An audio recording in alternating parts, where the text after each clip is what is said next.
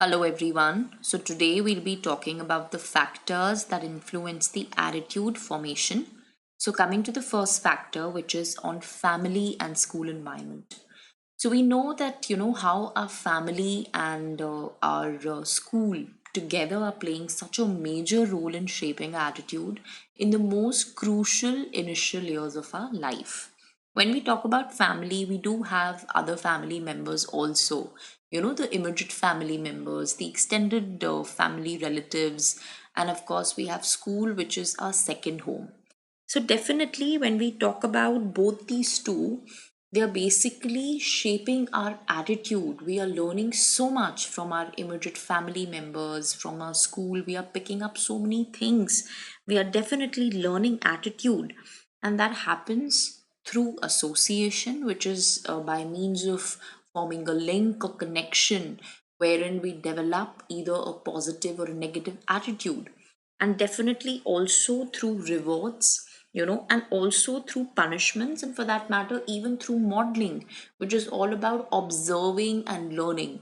So definitely that's where I think the shaping of attitude begins. It always begins, from your own house, and then the second house is your own school, where you do have your friends, you have teachers, all of them around you, and definitely each day your attitude is getting shaped, you know and of course, when we talk about the second one, which is the reference group, very very important, which clearly talks about all the norms, actually, the norms that are pertaining to the acceptable behavior and ways of thinking, and of course, reference group, if you come to see, is any group for that matter, that people generally make use of, as a point of comparison, especially when it comes to their own attitudes, their value system, their beliefs, their behaviors.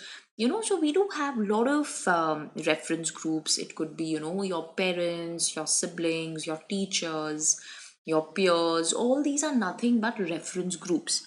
So these reference groups, if you see children, we are actually learning attitudes even through these reference groups.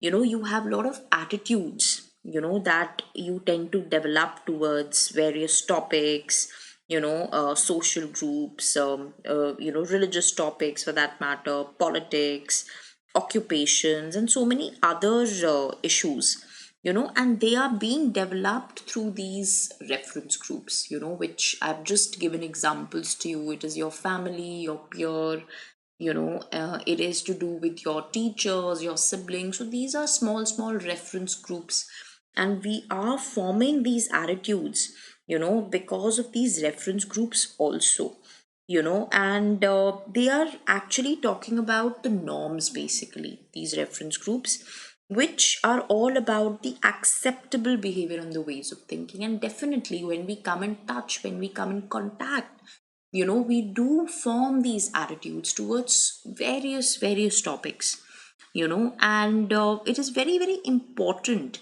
that the individual must feel the sense of belongingness to these reference groups, and it is actually that how even through reward and even through punishment, many a times we are learning attitudes when it pertains to even these reference groups. So this is what is all about reference groups. When we talk about, of course, the personal experiences in life, this is a very important factor, because every time it's not that our attitudes are being formed because of reference groups, or because of the family influence, or because we picked up something is in the school. Of course that does matter, but it is also to do with your own takeaway, your own personal experience. How did you feel? So over there, of course, personal experiences, they do play a very very major role here, because when you're hit by a personal experience in life, it brings about a great change in your attitude towards a lot many things in life. And when we go back to our personal experiences, certain Many a times, we are hit by certain experiences which leave a great huge impact on us, and it completely changes our attitude towards people. It changes our attitude towards situations, towards our environment.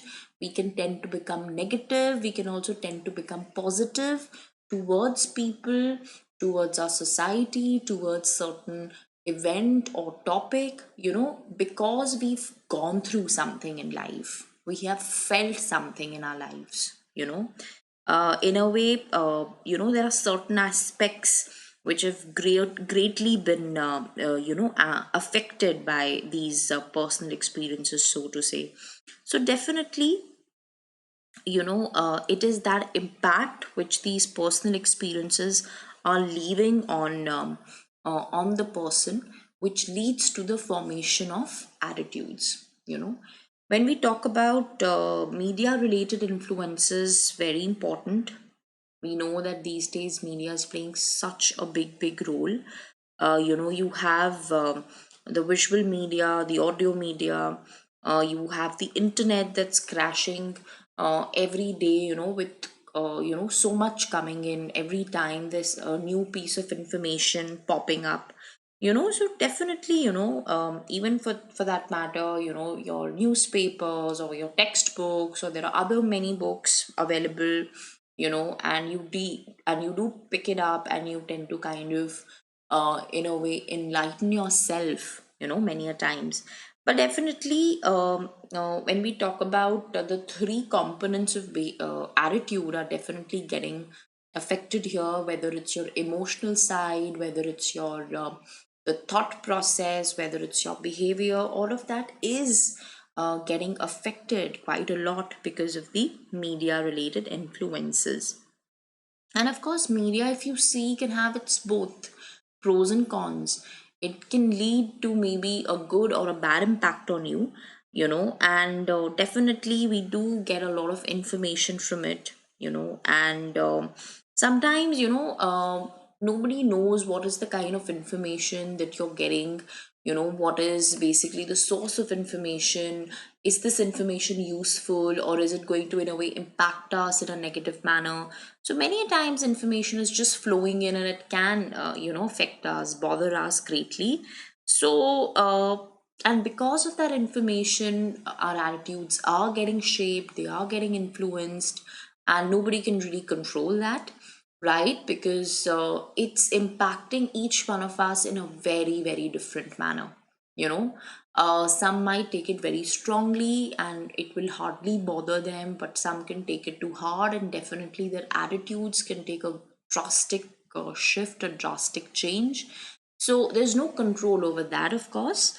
And of course, media sometimes, is just maybe playing its role in kind of creating a more of a consumerist attitude, which is all about, how much of favorableness or unfavorableness, you can tend to show towards, the items or the objects that are probably, endorsed, so sometimes media is just doing or probably developing that kind of a consumerist attitude, and because consumers, tend to have specific feelings towards certain products or brands, and